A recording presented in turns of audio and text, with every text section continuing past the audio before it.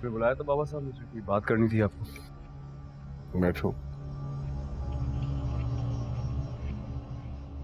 मुझे घुमा फिरा के बात करने की आदत नहीं, इसलिए सीधे तरीके से तुमसे बात करता हूँ। आज तक जो कुछ तुमने किया हम सब उसको भुलाने के लिए तैयार हैं। बिल्कुल सही बात है, मैं भी बुलाना चाहता हूँ। तुमने उससे निकाह करना था, कर लिया। अपनी जिद पूरी करनी थी, कर ली।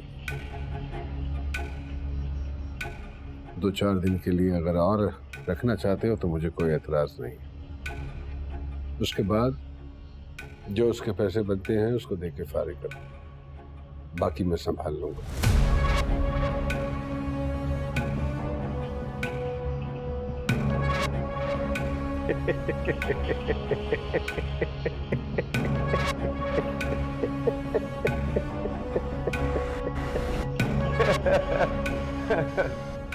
व्हाट अ जोक बाबा साहब। मजाक नहीं कर रहा तुमसे। लेकिन मैं इसे मजाक ही समझूंगा।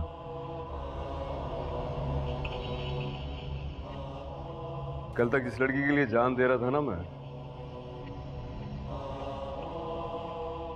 मेरी जान है अब उस लड़की में।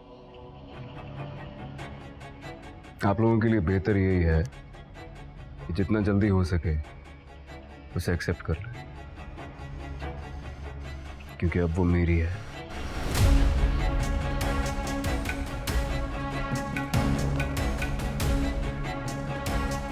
शब्बा खैर।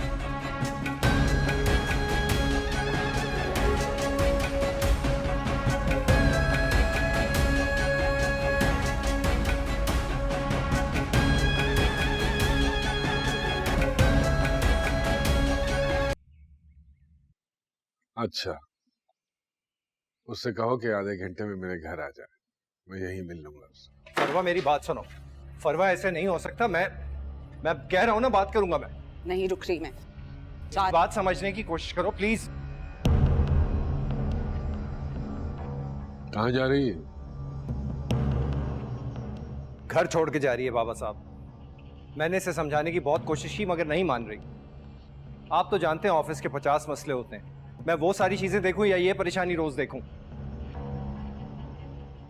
तुम तैयार हो के ऑफिस से बाबा साहब जाओ। जी।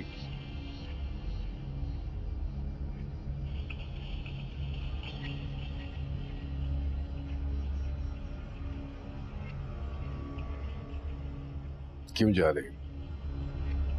वजह आप अच्छे से जानते हैं।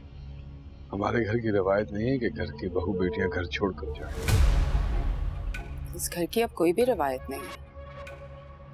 बड़ा मान था मुझे आप पर और इस घर पर।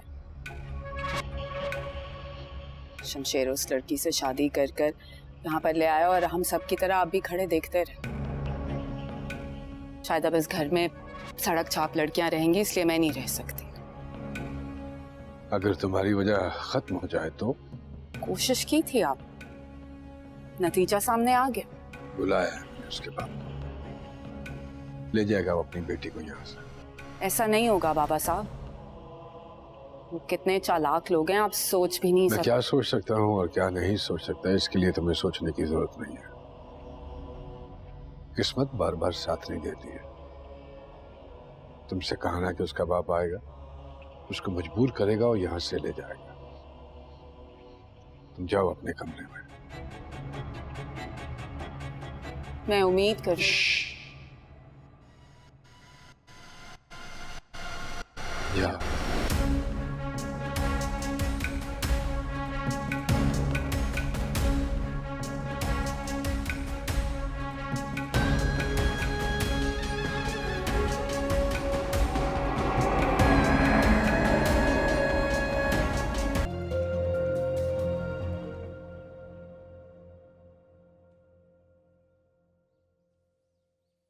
जी अस्सलाम वालेकुम नवाब साहब।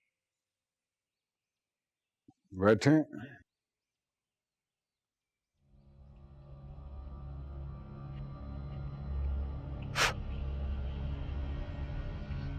जी बोलिए।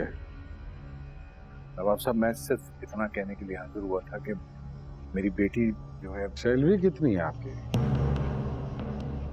ठीक 30 दिन काम करते हैं आप महीने में, जानवरों की तरह। उसके एवज क्या मिलता है? तनख्वाह कितनी है आपकी?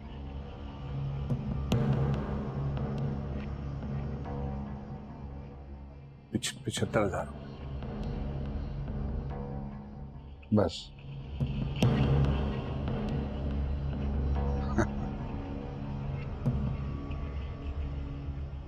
अभी अंदर आते हुए गेट पे 4 कुत्ते देखे होंगे आप।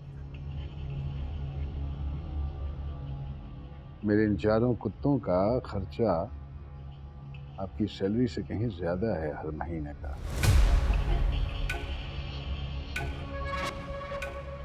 इन 4 कुत्तों की खिदमत के लिए 4 मुलाजिम रखे हैं मैंने, और उनकी तनख्वाह भी आपकी तनख्वाह से कहीं ज्यादा है।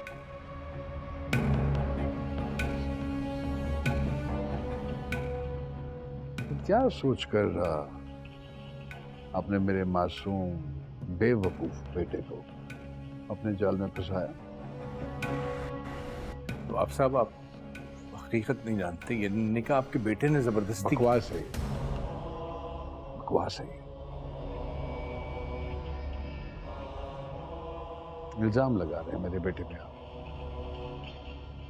मैं जानता हूं आप जैसे लोग बेटियां सामने करके कैसे रातों रात अमीर बनने के ख्वाब देखते हैं। सब पता है मुझे। इस दफा गलती हो गई आपसे। सामने मैं हूं और मुझे आप जानते नहीं। धोखेबाजी के इल्जाम में आपको, आपकी बेटी, आपके पूरे खानदान को सलाखों के पीछे फेंकवा दूंगा मैं। सारी जिंदगी एड़ियां रगड़ते रहेंगे और बाहर नहीं निकल पाएंगे।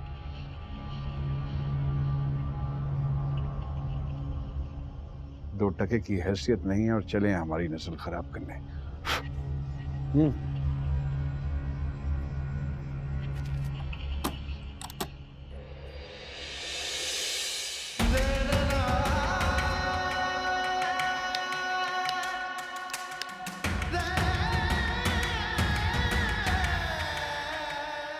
ले लो, ले लो।